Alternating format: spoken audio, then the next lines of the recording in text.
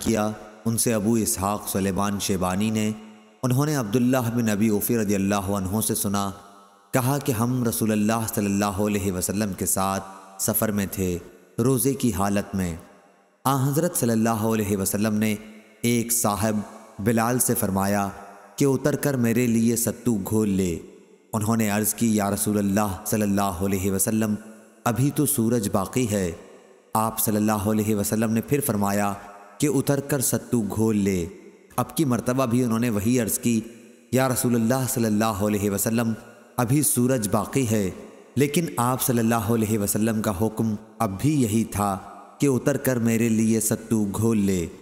پھر آپ صلی اللہ علیہ وسلم نے ایک طرف اشارہ کر کے فرمایا کہ جب تم دیکھو کہ رات یہاں سے شروع ہو چکی ہے تو روزے دار کو افطار کر لینا چاہیے۔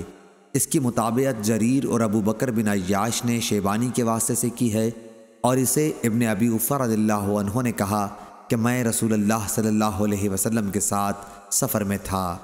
صحیح بخاری حدیث نمبر 1941۔